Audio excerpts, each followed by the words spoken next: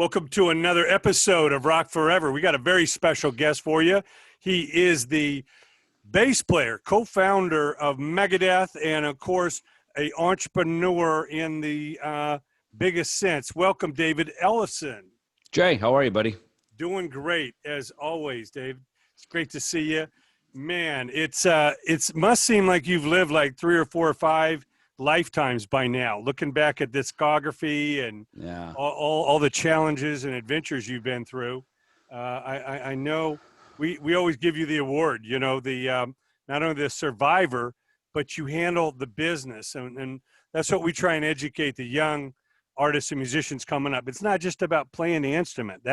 You got to be great at that or you don't get in the door, but it's what else you bring to the table that's going to decide if you're expendable as a player or you are, a full asset or an entrepreneur that's got multiple revenue streams coming in. Yeah, I mean, in this day and age, playing music, you almost do it for free and for fun. I mean, fortunately, obviously behind me, I've got, a nice little cachet of a career, that provides some mailbox money, as we call it, royalty checks and income and stuff. And of course, with Megadeth, when we work, that's like a real job. It's a real position. But a lot of these other things, they kind of just become a labor of love, and you do it because you enjoy music. Sometimes it's fun to have some of these other things to do to keep the big gigs, like those behind me, to keep those fun as well, because like any job, if you like coffee, but you work at a coffee shop every day, you're going to get pretty sick of making coffee every day. You know what I mean? So music can be the same way, if it's a sort of, virtuous gift, that you have, when you do it for a living, it can sometimes be a burnout. So I try to keep life pretty wide and keep a lot of variety and a lot of things in it and a lot of different people that I hang with. Cause, people light me up, I get engaged and I think, for me, music has always been about doing it with other people, for other people. And that's where I get my joy and satisfaction out of it. Well, going back to those early 80s, it was an incredible time here in LA with all the, punk rock and new wave and, metal had it reared its ugly head, coming out of those 70s bands. And of course, bands like Motorhead and all that were coming up in the underground from the UK. But, you hooked up with Dave Mustaine and, I was in the trenches as a promotion guy back then, and Important was one of my clients, and they had this little label called Combat, and you guys made some records that we're still celebrating, Yeah. And you guys have revived, of course, with our friend and your partner, Tom Hazer, the Combat label, and of course that is the label that you're putting this No Cover album that we're celebrating that's coming up out on, and I know you don't get the back catalog, but why is it important for you to, keep that symbol alive? Well, I'll give Tom the credit for it because I did not have such a favorable experience on Combat. And fortunately, Important Record Distributors, who you were just talking about, was based down in, what was it, Torrance or something? Like Torrance, California? It was based Torrance, down. and then, Torrance. Of course, New York. Yeah, and so Dave and I would drive down to go see Cliff Coltrari, who essentially ran the LA operation of Important Records. And he was a real friend to us and musician himself. In fact, I remember sitting down, that's where I first heard the Steve Vai Flexible disc, which was insane. It was great. And I remember Cliff took me and Dave, and I think Chris Poland up to Hollywood to go see Alan Holdsworth play. And Chris Poland, who was in Megadeth at that time, of course, was a big fan of that kind of music. So Cliff was a musician friend to us. He was a record business mentor and friend to us and helped us navigate a lot of very, kind of murky waters with our relationship with Combat Records. It was owned by somebody different at that point, and of course they sold the record label, sold all those masters, including Killing Is My Business, off to Sony. And so when we relaunched Combat, what we essentially relaunched is we obtained the logo, the trademark, so we could make hell, we could not even put any records out. We could just make T-shirts all day long if we wanted. And so, but Tom, you know, he really got the importance of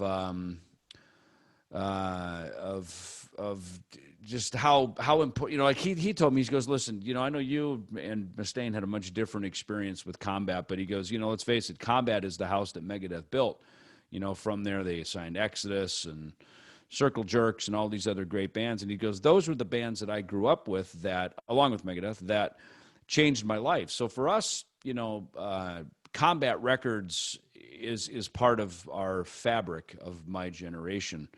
And I get that, you know, I guess it's kind of like when you go to the mall and you see Hot Topic or a store like that, that represents, like, that's kind of the rowdy rock and roll store of the mall, you know, like in there is where all the cool T-shirts are and stretch jeans and records and, you know, all the stuff that they would have. And so I get the importance of the brand of Combat. So relaunching that, with some of our other friends like Raven and Hellstar and putting, you know, these guys were on Combat as well years back. So, it's ironic that not only I own the label, but I put my own records out on Combat. I've kind of returned to my alma mater, if you will. And, you know, I'm sort of back to the start, which is kind of a cool story. Well, you know, there's a legacy to those brands. You know, many of them, like you say, we're all gobbled up by these corporations, and it's just a logo somewhere. And, you know, to me, it's the spirit. You know, it's the spirit of those early days. And a lot of those bands, you know, they went through a lot of changes in members and all that. But, you know, as the fans, they just remember that spirit they fell in love with, just like Motorhead. You know, Lemmy had a lot of guys playing in that band along the years, but still that legacy of that brand, you know, really stood the test of time. But let's get to this album, No Cover. I mean, I know it started, you guys were thinking about some smaller quarantine type, you know, releases. Tell us how it really mushroomed into this amazing, you know, 2-album set. I mean, I'm looking at the songs and I'm looking at the players you have on it, and it must have been a real labor of love. You know, it's this steamroller that you just started, and after a while people are calling you like, hey, can I jump on a song and all that.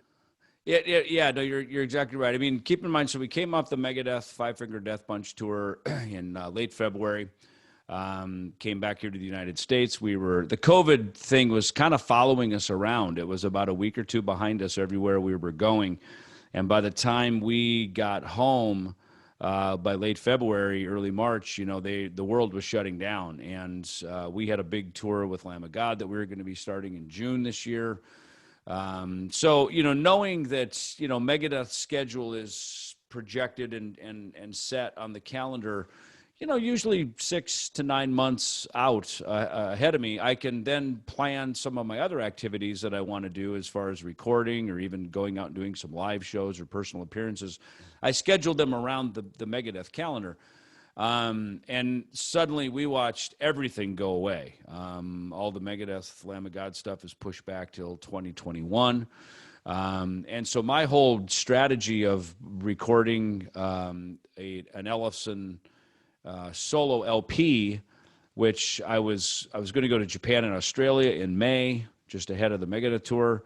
I was planning to put out this solo album probably sometime next spring in 2021. Go to Europe, do some touring, and again try to, you know, get that stuff in ahead of the big Megadeth stuff, knowing we would have a Megadeth album next year. There would be a big world tour to follow.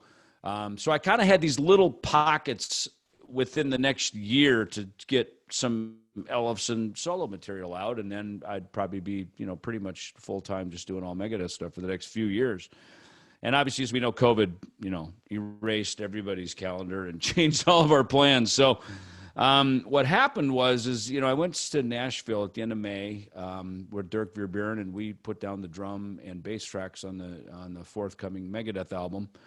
And it was nice to get that done because that at least got the train out of the station with that record so that we can be working on that now, you know, behind the scenes as we are. But, you know, I came home and you know, Tom Hazert and I got on the phone and it was like, look, there's no reason to put out an Ellefson solo album here in October like we were planning. knowing that there's no touring, it'll fall through the cracks, nothing, it'll just fall on mute ears, if you will. So we talked about, hey, why don't we just bang out some covers and, see what happens. And so we kind of, within one phone call, we had a half a dozen tunes, and then the next day we talked and had a few more. And, by the end of the week, we literally had, I don't know, like 15 songs that we could potentially do. And what's nice is, I'm in Arizona on West Coast time, and Tom is in the Midwest in Wisconsin. And our guitar player, Andy Martingelli, lives in Italy, so he's 9 hours ahead of me. So by the time Tom and I have a conversation at night, I send Andy an email and say, hey, let's whip up, Free Will Burning, Bachman Turner Overdrive, Sheer Heart Attack by Queen. I kind of put down like 4 or 5 tunes. Literally the next morning, by the time I wake up, Andy has already had that email for 9 hours, and he's up drinking espresso, riffing out, writing, putting these songs down into Pro Tools sessions. So we worked around, literally the Ellefson Music Factory here was working around the clock. And he would get tracks to me. I'd play bass. We'd call up Charlie Benante or Dave Lombardo or Dave McLean, Chuck Beeler, drummers. We'd have them play, we cut the drum tracks. Tom was over in Madison recording vocals. And, so really within a month, 6 weeks at the most, I mean, really more like four or 5 weeks, we had the majority of this record, the basic tracks recorded and done. And Tom had a heart attack in the middle of July. I laugh because he survived it, and it obviously isn't a laughing matter. But the funny thing is he literally had just sang the song "Sheer Heart Attack," and then had gone home and had cardiac arrest, and fortunately got a pacemaker. He recovered. He's okay, and then carried on with the record. Basically took a week off to have a heart attack, and then kept going. And Tom is a workhorse, man. He's a tough old dude, that one, and. So it's despite COVID, Tom's heart attack, people around the world putting their tracks down in this record. I mean, really within about 6-7 weeks, this record, 18 songs done and put together for a record. So yeah, talk about labor of love. You are exactly right about that. Well, we're going to talk about Auf Wiedersehen, which is, of course, one of my favorite Cheap Trick songs. I mean, Anthrax had covered it before. I mean, it's just an amazing song. When you see Cheap Trick back in the 70s and, they open with that hello there, this is the closer, the Auf Wiedersehen, Yeah. But, how would you decide on what songs? Would Tom pitch you a song, or you pitch him and just decide if it was in the wheelhouse of being able to do it? How was the process, and use that song as an example? Well, so we would, as we were talking about the songs, there's some typical, what I call the bar standards, that we kind of all play. To me, they're kind of like Cold Gin by Kiss, Breaking the Law by Judas Priest, Highway to Hell by AC/DC. These are kind of they're just kind of jukebox favorites, And I didn't want to do those. And Tom agreed. He said, let's get into some stuff that we were really passionate about as fans when we were growing up. And songs that really turned some corners for us as fans, as musicians, for me professionally, of course. So I, Auf Wiedersehen by Cheap Trick was one for me. Sheer Heart Attack by Queen. Not Fragile by Bachman Turner Overdrive. Love Hurts by Nazareth. Sweet F.A. by Sweet. These are songs that, by bands that changed my life. It's the reason you and me are having this conversation right now, is because they helped get me here. And a couple of songs that, Tom, he said, he goes, look, we should do a Judas Priest song. He goes, Free Will Burning was kind of my era of Judas Priest. And Tom is 10 years younger than me. So he said, he goes, I'd love to do a Wasp song. So I said, look, let's do Love Machine, because that's probably my favorite Wasp song. So Tom had a couple of things that I probably wouldn't have picked, but it added a nice, contrast to the record, and helped keep it, kind of moving through the years, if you will, rather than everything just kind of being stuck in the 70s, maybe where I was. Tom got some stuff into the 80s. And one song in particular was, I said, look, I'd love to, we talked about Def Leppard, and I said, well, look, man, the song for me is Wasted off of the first record, On Through the Night. And that's why we did the homage of the cover of On Through the Night, because I don't think Def Leppard plays very much, if anything, off of that record anymore. They had such, big success with their more mainstream songs. And I get it, because with Megadeth, we don't play much off of Killing Is My Business, yet it's like this cult classic fan favorite, that people want to hear songs from. So I get where Def Leppard is at with that. But for me, that was a record that changed my life as a teenager coming out of sort of hard rock, getting into the new wave of British heavy metal. And probably that Def Leppard and that record, On Through the Night, more than any other record, made what I'm doing today seem possible, because they were so young. They were teenagers, and they were doing it, and they were making great music, and they were a band. They looked like a team. They were a tribe. They were a gang. And so that, so to do Wasted was the song. And so it's funny when you put that out there, like all of a sudden Frank Hannon from Tesla's like, oh my God, I used to play that as a kid in my cover bands. So it's funny the people you sort of attract, because we all shared the same record collection. And to that end, Auf Wiedersehen is the same thing. I've been friends with Al Jorgensen and almost toured with him back in 2008 or so. But I had a artist relations position with Peavey that I was doing at the time, and it just didn't really work for me to leave town and be on a tour for that long. But Al and I became good friends, and so I reached out to him and to sing on that track. And he's good friends with Robin Zander and the Cheap Trick guys, and of course Al he lives in LA now, but he's Chicago hometown alumni, as is Cheap Trick. From the Rockford area.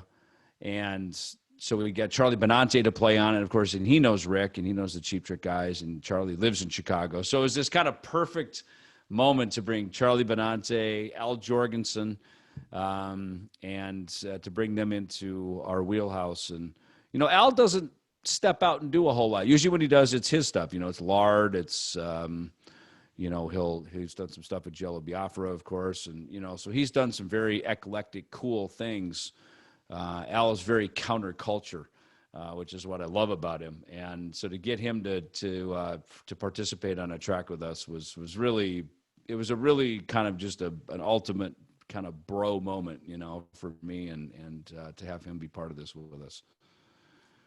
Yeah, Uncle Al is many things, to many people. He's certainly a survivor like yourself, and he brings it, like only he can. And that was interesting, talking about Jello Biafra doing the Dead Kennedy song, Holiday in Cambodia. I just recently interviewed East Bay Ray, the guitarist and founder, and they were talking about one of the first times they pulled into LA and they're listening to K-Rock radio, and bam, Holiday in Cambodia was like on full rotation here. And they just felt like they had made it, pulling into Hollywood, hearing their song, on the radio. Whose choice was it to do that one? We talked about the DKs, and Tom and I both agreed on that one. That was pretty much synonymous. I think he may have mentioned it, and because we kind of went, some artists, there'd be a handful of tunes we would discuss, and that was the obvious one with the DKs. I mean, there's maybe, we talked about Fear and a couple of other things, which we didn't end up doing. I mean, the DKs was, that's sacred ground, man, the Dead Kennedys. And it's funny learning these songs. You kind of get to know an artist in a different way, especially when you're a professional musician yourself, like we all are on this record. And we go in and then we dig deep now, all these years later. We grew up with these songs as fans, and now we're professionals recreating these songs. You dig in with your professional ears on now, and you notice things that maybe you didn't notice so many years ago, like even the bass line, of course, in that song. I mean, the bass really, it opens the track, and it really carries a lot of the track. And the way it builds with the guitar, and of course the focus of being on Jello for sure as the singer, which Tom really got. I mean, Tom really understood that, and I think that's with a lot of these songs. you have to choose songs that work well with your singer. And of course, Tom is the primary anchor voice. He's the singer of the Ellefson solo band, so he needed to be front and center. But to Tom's credit, we brought in a lot of other friends to duet and sing with him. Everybody from Doro on Sheer Heart Attack and on Love Me Like a Reptile by Motorhead. Jason McMaster sang on Free Will Burnin' and on Riff Raff. And there was, even when Tom had his heart attack, Todd Kearns, who plays bass in Slash's band, came in to sing on Sweet F.A. And Andrew Freeman had sung, he joined in with Tom on the fight track, Nailed to the Gun, but then also put down a really cool vocal on Over the Mountain. So, there were these moments that, and that was kind of good that we had Todd and Andrew available, because they helped pitch in and cover on some stuff while Tom was recovering from his heart attack. But it gives a nice balance to the record, and I like it when Tom can really add the fire and the mojo to the tracks, like Sheer Heart Attack, for instance. Bumblefoot sang that initially, and it's great. I mean, Bumble's the singer in Asia now, so he's got an incredible voice. But then to have Tom down underneath it, providing some more low end, and then to have Doro up on the top singing this almost, not soprano, but a higher frequency up there. It just, between Tom, Bumble, and Doro, it's stacked this really terrific blending of the voices together. So those were some moments that we got to really, experiment with the arrangement on these songs. Even though we kept the arrangement of the song the same, the arrangement and the orchestration of the especially the singers that came into it was really a cool process. Well, yeah, I'm so happy you dug deeper and didn't just do the standard songs that the stadium people know. Right. The Riff Raff, AC/DC from Powerade, Not Fragile rather than Taking Care of Business or something, Over the Mountain rather than Crazy Train. I was always a big Sweet fan, and I was living in Panama, graduating high school, about to move back to the States, and when that Desolation Boulevard album came out, and just seeing that picture of the Sunset Strip, by the time I actually moved here in 1980, it was this hallowed ground, of like, right. Wow. It's funny. I had the same experience because I bought, that record came out. I mean, again, so I'm 55, so I guess I'm a couple years maybe younger than you. But I had that same experience, hearing Sweet on the school bus radio as a kid, and Ballroom Blitz and Fox on the Run. And then, I see the Desolation Boulevard album cover. And I bought a lot of records just based on the album cover, by how cool the album cover was. And I get to LA in 1983, and I see basically that's the corner that you turn there by where Fountain meets Sunset Boulevard. There's the Tower Records that used to be on the right hand side. It's like San Vicente and Sunset right there. Totally, dude. That's it. Exactly. You the see gas the station across yes. from the whiskey. Yep. And Gil Turner's liquor store. I mean, dude, that's it right there. The Viper Room was Filthy McNasty's. You see yes. that sign, FM yes. station. Yeah. And it's funny. Yeah, that's right. And then FM station moved over to North Hollywood because Nick Menza used to go there all the time. That was like that became the Valley's, like the North Hollywood rock club. So yeah, good eye on that, on the Filthy McNasty thing again. That's cool, man. It's just an amazing smorgasbord. You're looking at Jason McMaster from Dangerous Toys and Bumblefoot, and of course Doro and Mark Slaughter singing that Fastway song, Say What You Will.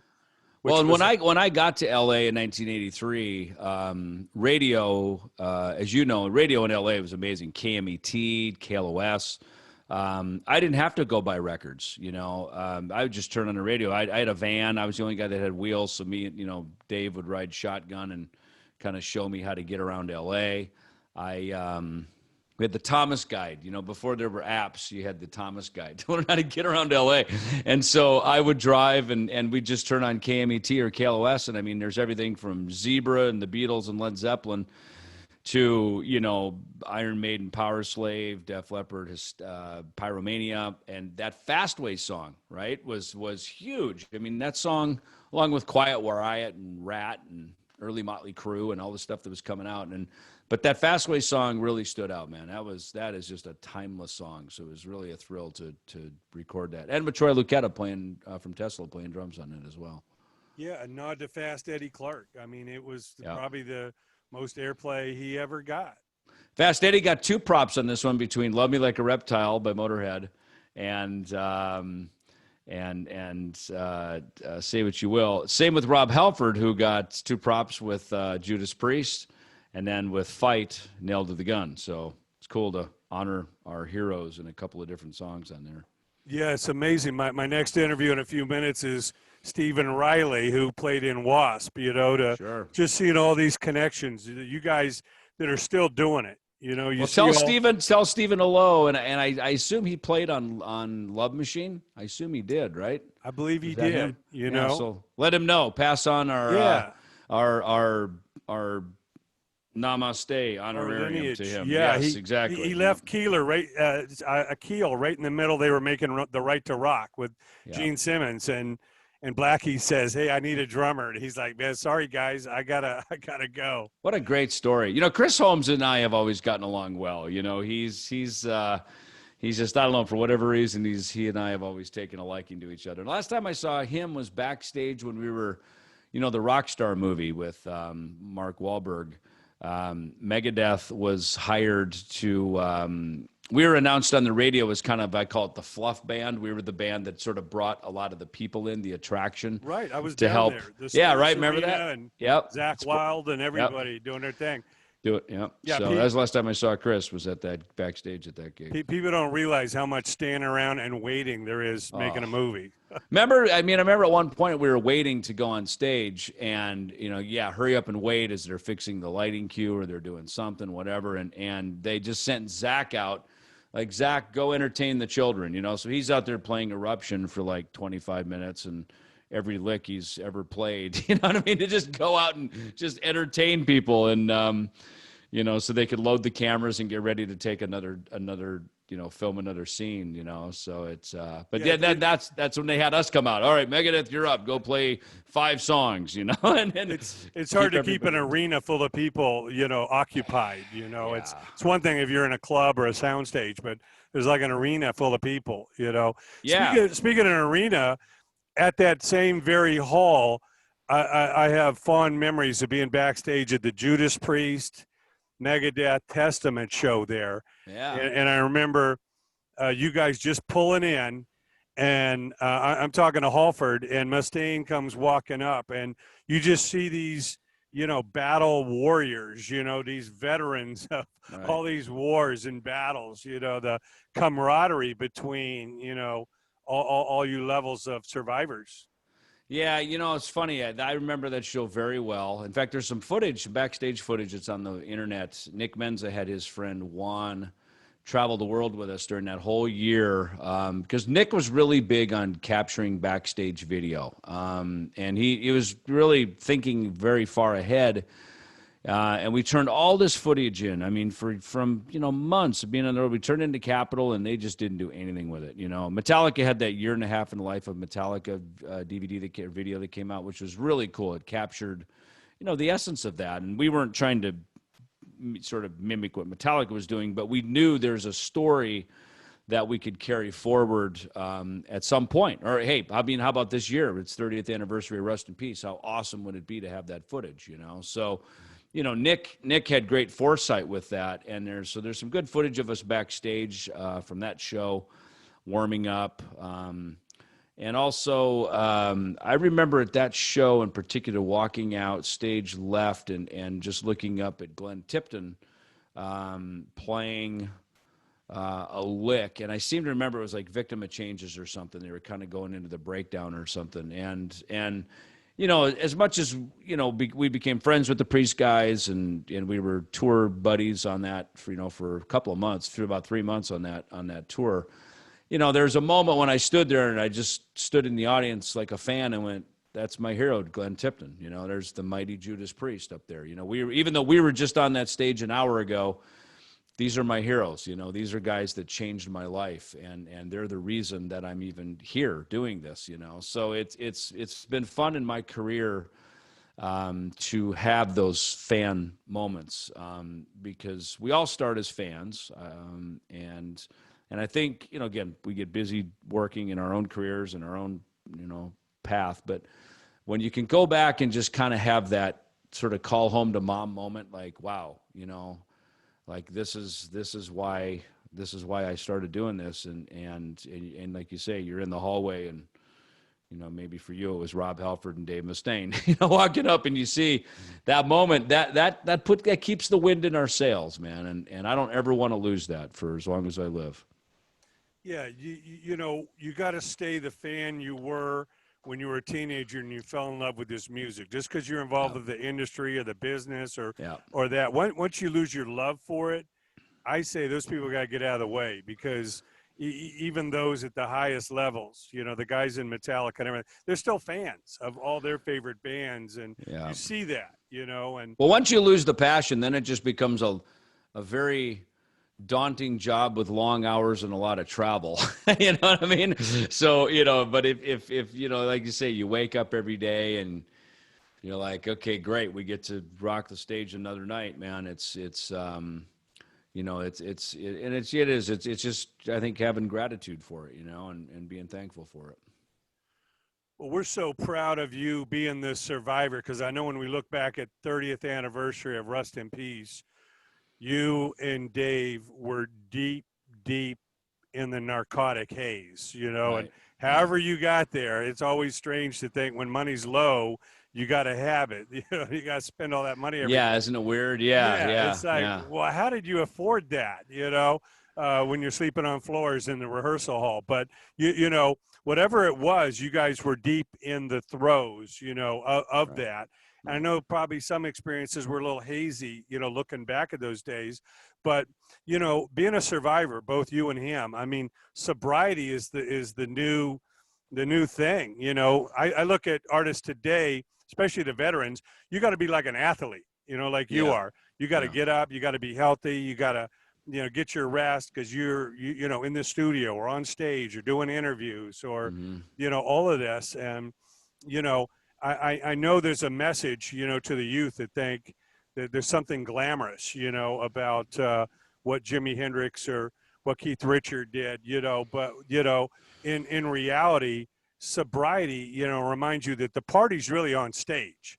If there's a bigger priority of something off stage, you're cheating the fans. You know, what message do you have to those coming up that might look at that you know, narcotic life is glamorous? Well, you're right. I mean, it's, and I've talked to a lot of people, my contemporaries, about that. Is that, you know, you kind of lose the plot. You know, that if the party is the party after the show, then that's what you're looking forward to.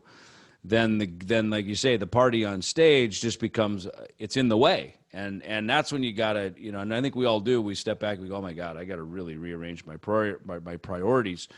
And of course, you know, the first thing is getting off the stuff, you know, and you know, in this day and age, there's obviously the pills, and there's all kinds of stuff that fortunately was not around when I was, you know, into that. I was into just good old street heroin and street cocaine, and you know, the heroin, as I understand today, is laced with fentanyl and can kill you. You know, the stuff I was doing was usually cut with coffee or some other crazy crap, you know, that made it less potent. You know, today it's cut with stuff that makes it more potent. And you know, I am very lucky to have gotten out of it. I mean, again, a lot of my heroes, like, you know, Sid Vicious and these guys, died of that. And of course, Bon Scott died when I was, you know, just becoming a massive AC/DC fan, and that band was changing my life. And then he died.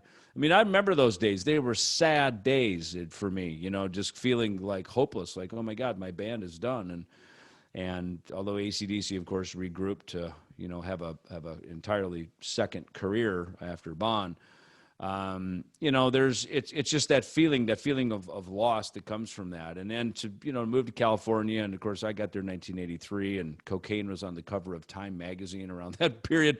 So, I mean, the sex, drugs, and rock and roll were all the rave. And I didn't get into music for that. I didn't get into music to get girls and to get drugs and that. And in fact, I remember playing with guys in Minnesota when I was coming up the ranks. And I remember when they would drink or be chasing girls and stuff, and I'd be pissed at him. It's like, dude, we're here to do a gig, man. It's like, pay attention, like, stop drinking, play good, don't smoke pot, remember the lyrics, and it always it annoyed me. And then of course, once age 15, I picked up a drink, and I enjoyed it, and it was fun, and it was a party, but I was able to always go on stage sober. And then I remember the day came when I was starting to have a little drink before the show, and then that's when you kind of go, whoa, okay, I'm bending the rules here a little bit for my, comforts or, my habits. And it caught my attention for sure. And then of course, by the time, Megadeth and, the drugs were always around us everywhere. And once it starts creeping in and it's there and it starts showing up before you even pick your guitar up and start playing, then it becomes a lifestyle issue. And it's you're now in a society where it's there. And, so by the time, 1988 to 89, when we wrote Rust in Peace, was a very dark period of addiction, and of course band member changes, management changes, but we had a manager, Ron Lafitte, who's still in the business, and he dropped everything and helped me get clean, and I owe my sobriety to him, for him helping me get into sobriety. And of course now along the way, the last 30 years, I've had a lot of great mentors and advisors, and a society and a fellowship of people around me who, every day we unite, around our sobriety. And what I found is that, being sort of the reset button back to who I was originally born to be, which is, David Warren Ellefson, and this talent as a bass player and a musician, and, putting bands together and doing this stuff. I realized that's my natural state, that the drugs weren't the natural state. They just took me down a road which was a lie. It was a delusion, and there was a very telling moment right as I was getting clean, and this would have been early 1990. I remember sitting on the couch in my apartment there in Studio City and just going, man, I don't even know if I want to play anymore. And again, I mean, talk about the devil getting into your head and telling you the lie, And I remember right behind it, this thought came and said, you know what? You always played clean. You started playing when you were 11 years old. You never even tried drugs or alcohol. Like, you didn't know that world, and you enjoyed playing. Like, you're meant to play not high, and the drugs just got in the way. And I remember it was just this epiphany. I remember it so clearly, even to this day. And that has been that was the reset button right there. And it was just like, yeah, you know what? Like, the guitar and the bass, this was a God-given gift to me, and I've just been spoiling it and misusing it and not using it appropriately. And so I think that's why the last 30 years, since I've been clean, have, they've blessed me with so much, and given me the opportunity to create music and hopefully do some things to give back and be a good steward of the gift that was given to me. Yeah, I see even Nikki Sixx from Motley Crue, who literally died a couple times, Kickstart My Heart.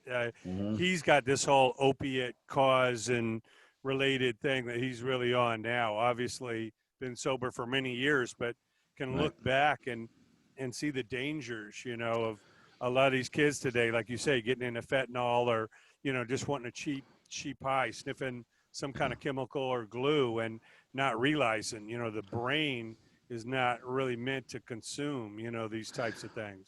Well, look, rock and roll is rebellious by its nature. It's the whole point of it. And that's why for young people, it works well. And as we get a little older, that's where the friction starts to happen, is because, there's a scripture that says, when the boy grows into the man must leave the boyish ways behind. And I think that's probably one of the biggest struggles us rock and rollers go through, is as we're growing up, getting older in our years as humans, but also emotionally and spiritually maturing. You start, your life changes, you go down different roads. And if you just always double back and say, no, I still want to be a teenager forever. I want to be 18 and I just want to have sex, drugs, and rock and roll with no consequences, which may have worked at one point in your life, but you know it's a moment. It's not forever, and you have to make some changes and be able to grow, and continue to develop and grow as a human. And hopefully your music reflects that. That's why sometimes when people say, well, why can't you just go back and write Rest in Peace all over again? It's like, well, because we're not 25 years old anymore. You know, we were that age with those experiences at that time. We've had a whole vast, you know, another lifetime of experiences since then that those things are going to naturally come into our music now. We've become better musicians. We've become different people. And I think that's probably one of the biggest challenges in trying to keep a band together, is trying to keep people who are all growing in different ways. And sometimes we grow apart. We just do. And to keep at the center of it, this musical focus.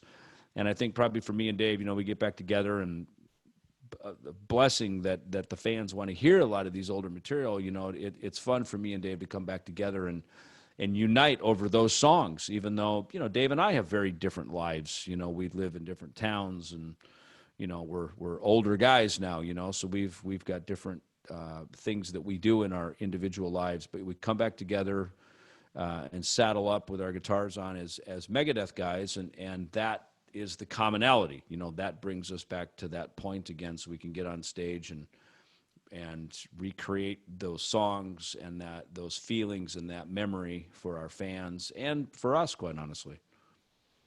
Yeah, it definitely keeps you young, you know, getting back to that spirit.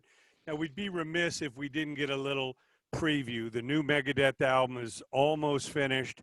You and Dirk have laid down the bass and drums, and Kiko and Dave are in there putting the finishing guitar bits on it. You guys won a Grammy with the last one. Give us a little hint. What's the feeling, you know, about this album? You know, the feeling is good around it, and it's you know, Dirk is I mean, he's amazing, man. He's such a great player, and his drum work.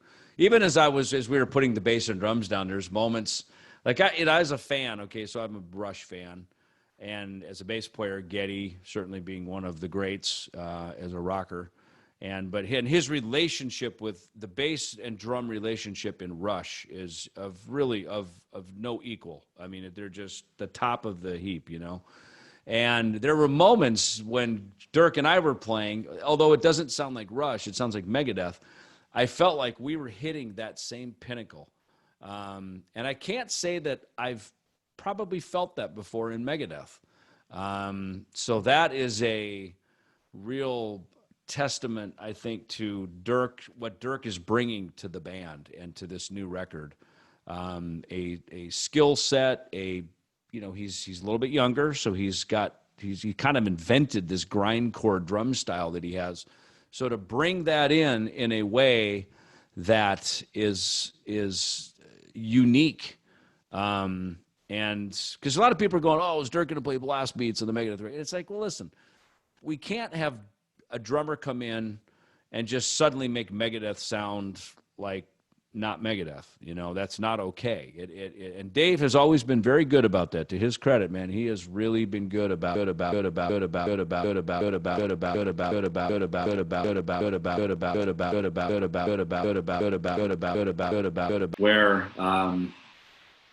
it was just amazing. And I can't wait for people to hear it. Let me just say that. It's really, really terrific. Well, I know it's a treat coming up. And in closing, I know hearing Mustaine on some of these specials talked about the old days when there was almost a chance that Slash may leave Guns N' Roses and play with you guys, or Dimebag Darrell from Pantera might be joining the band. And he said Ellefson was the one that was in contact with those guys. So I'd be remiss in closing to ask you, I mean, obviously GNR was taken off in a big way. Yeah. And I know Dimebag had a proposition. It was either Vinnie Paul or no go. But Yeah. in closing, tell us about that time and, talking to those guys. I will. And sorry, my audio changed here a little bit, so hopefully the audio is still consistent here with what we were doing before. But it's so Dimebag. I was introduced to Dime. He was called Diamond Daryl back then. He was not Dimebag Daryl yet. He didn't become Dimebag until Cowboys from Hell, like a year later. So I knew him. I had met him. Here, let me change there real quick. I hope that's okay right there. I had met him in Texas a year earlier. A girl that I was dating was from the Fort Worth area, so she took me to a Pantera show, and this was on the Power Metal record, and they were incredible. Man, they were good, and they were super good. So they invited me up. I jammed P-Cells with them and became friends with them. And Daryl told me, he goes, man, Dad, y'all's P-Cells album changed my life. He made a note to tell me that. He pulled me aside to tell me that. And so when, we turned the year into early 1989, and Jeff Young's not in the band anymore. And we're talking about guitar players, and I brought up Jeff Waters from Annihilator, and he wasn't really approachable. Annihilator had just gotten signed. Of course, they were doing very well, and we're good friends now. We talk about what if, he would have been in Megadeth. But so we reached out to Dime, Daryl, I should call him. And, Dave had a good call with him, but he said, he goes, look, with me comes my brother. And at the time we had Chuck Beeler in the band, so we didn't need a drummer. So that didn't work out. And at the same time, I had befriended Slash, and he and I had met before at the Cat House in L.A. a few months earlier. And we had just played with Guns N' Roses, actually played before Megadeth in August of 1988, just a few months prior, at Castle Donington, the Monsters of Rock show. And in fact, there's some footage of them in the Paradise City video where they are flying, they're getting off the Concorde jet at Heathrow Airport, and that was them. They were actually on the Aerosmith tour in America at the time, and they flew over to do that one-off show at Donington.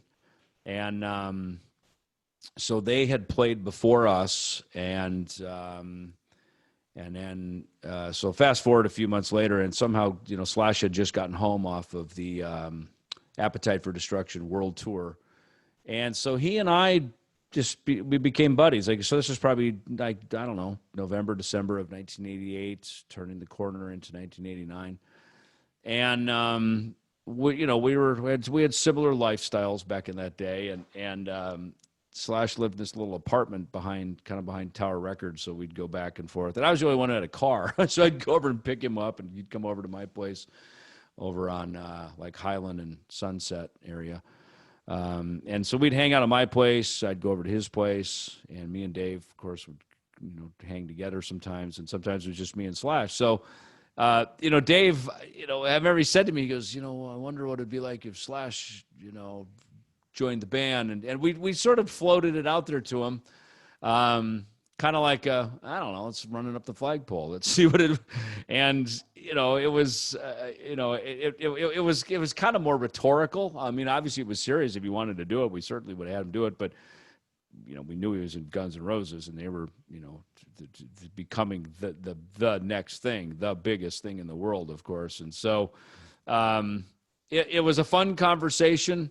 And we just kind of let the moment pass, and we just remained friends, and and life moved on, So, but yeah, I mean, I'm kind of the, as Dave always calls me, the ambassador. I'm the guy that's been in touch with stays in touch with the former guys. I'm kind of I guess the No Cover record is a good example. I'm kind of the guy that stays in touch with everybody around the campus. Well, it's truly important to do so. Every band needs that. Right. Our special guest been David Ellefson, of course, of Megadeth, and the Ellefson Band. No Cover is the album, double album. And what's great about this, the release date, 11/20, is also the opening day of our Indie Entertainment Summit, the conference we do here in North Hollywood every year that people come in from around the world for, which we inducted you a couple years ago with Chris Poland and Mike Albert there. But you know, Thank we try and educate the masses. We love seeing you at the NAMM show and all that. Hopefully, we can get back to all that real soon. But you know, give our best to Tom Hazard. I'll say hi to Stephen Riley and all the crew coming up. But please go out and get that No Cover album, and we'll be counting down to that new Megadeth album. Hope to have you back then. Thank you so much, Dave. Thanks, Jay. Appreciate it, David. Have a great weekend. Bye. Take care.